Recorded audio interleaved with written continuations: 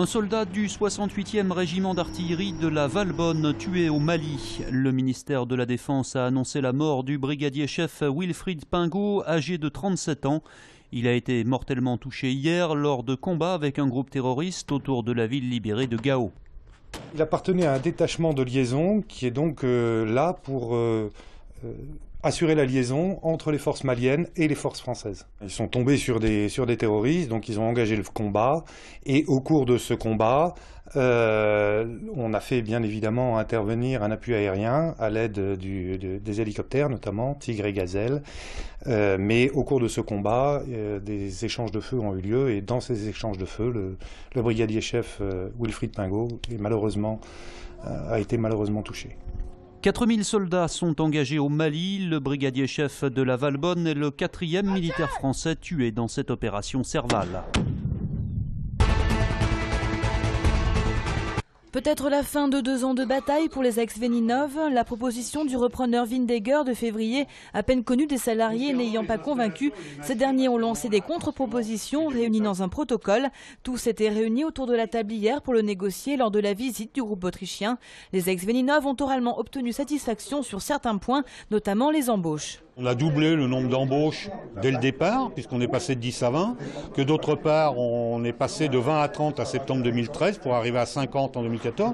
Autres obtentions, l'investissement de 4 à 6 millions d'euros avec l'obligation de maintien de l'emploi et de ne pas céder les actifs sous 2 ans.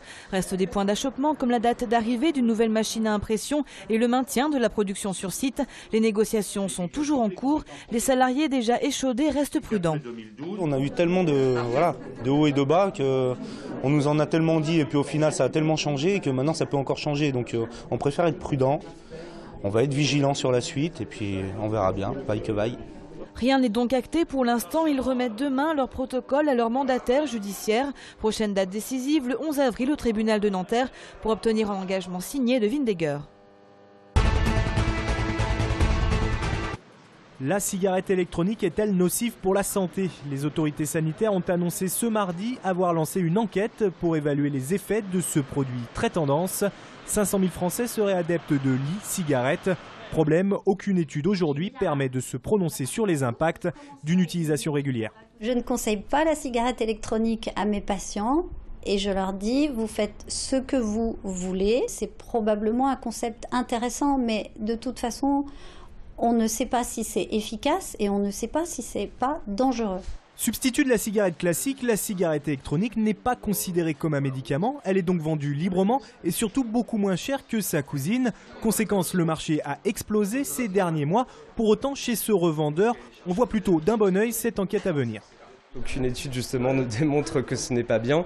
Donc c'est bien pour ça qu'aujourd'hui, de lancer une étude, ça va bien prouver effectivement que que c'est un produit efficace et qui fonctionne très très bien effectivement sur la plupart des gros fumeurs. Restent les consommateurs, eux ne voient pas vraiment le problème. La e-cigarette est forcément moins nocive qu'une cigarette classique. Je pense que c'est un bon palliatif aussi pour s'arrêter de fumer. Donc non, je suis sans crainte de ce côté-là, quoi. Certains pays comme la Turquie ou le Brésil ont d'ores et déjà interdit la cigarette électronique. Cette machine à sous vaut de l'or. Hier, en entrant dans ce casino, une Lyonnaise d'une quarantaine d'années ne s'attendait sans doute pas à en repartir multimillionnaire. Mais ces dernières pièces lui ont fait toucher le jackpot de 2 942 385 €, soit le 3e plus gros jackpot de l'histoire du groupe auquel appartient le casino. Il lui restait 20 € dans son portefeuille, elle a dit je vais tenter le coup sur cette machine, elle a mis les 20 € et là elle a gagné, donc c'était vraiment une totale surprise pour elle. Clin d'œil du hasard, c'est sur cette même machine qu'a été remporté le plus gros gain par un joueur du Mégapot au sein du casino. C'était le 26 août 2009, le jackpot était alors de plus de 3 millions d'euros. Le groupe Partouche a relié plus de 200 machines à sous ensemble et toutes ces machines payent un jackpot qui peut dépasser le million. Sur l'année 2012, ce casino a reversé plus de 18 millions d'euros de gains. La nouvelle millionnaire, elle a souhaité garder l'anonymat.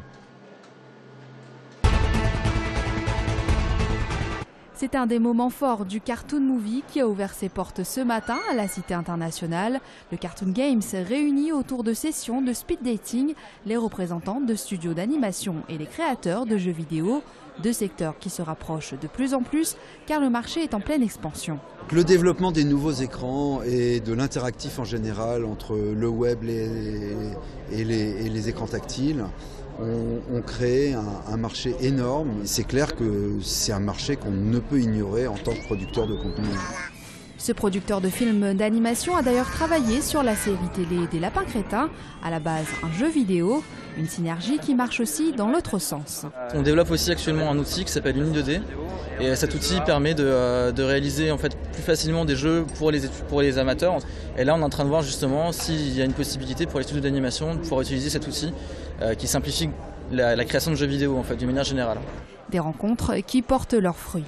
L'an dernier, entre les rendez-vous qui ont eu lieu, on a fait le bilan juste avant cette édition-là et il y a une quinzaine de projets qui sont en cours d'écriture et de développement.